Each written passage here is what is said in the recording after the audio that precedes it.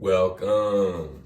You're with the Nasty Pastor, and I'm back with another reading. I'm back with another Our Daily Bread.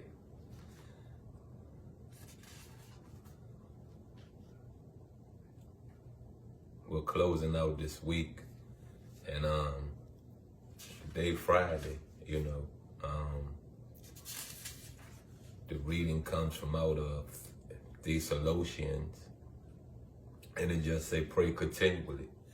You know what I mean? Pray continually. Now the title of this is Pray Always. I got an 84 on the test.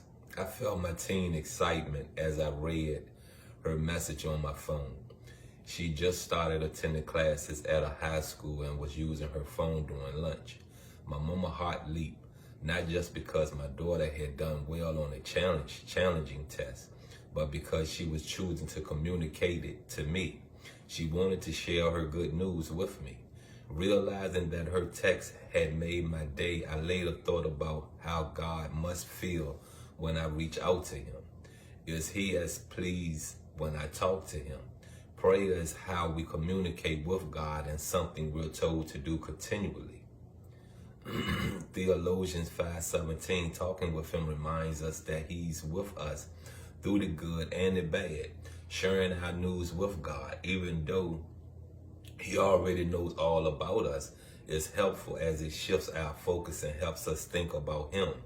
Isaiah 26:3 says, you will keep the perfect peace those whose minds are steadfast, fixed on you, because they trust in you.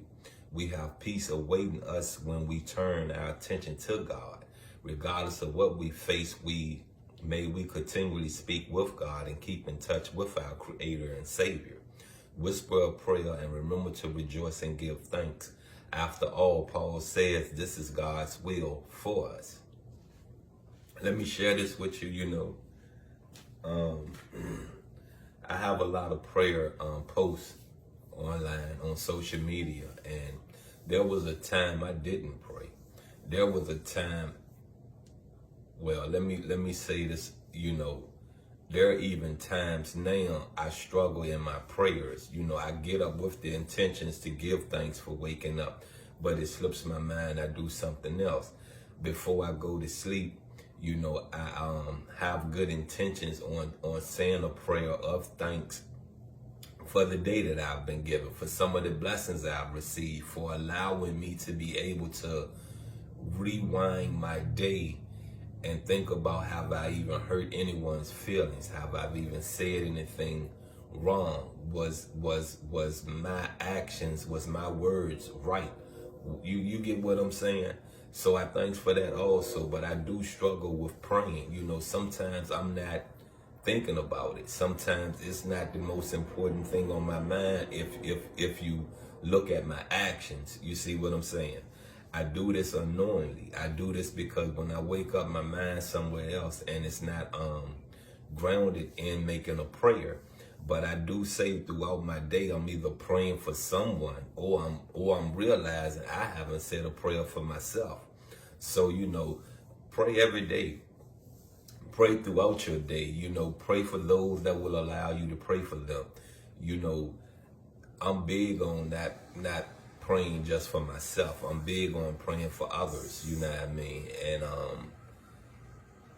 there are some blessings and some goodwill that came out of praying. You know what I mean? I mean, for real talk, that came out of praying. There are some things that I prayed for, instantly I received it. There are some things I prayed for that it took a while to receive it.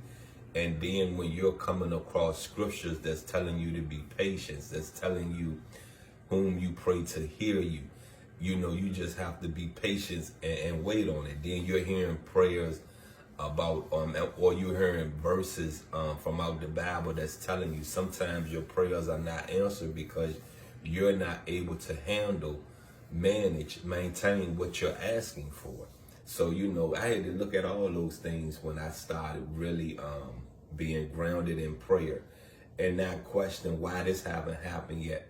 Why I haven't received this, why am I doing this? You got what I'm saying? I just went on and put it in autopilot and let things go for what they go for. You know what I mean? Let things move how they're going to move.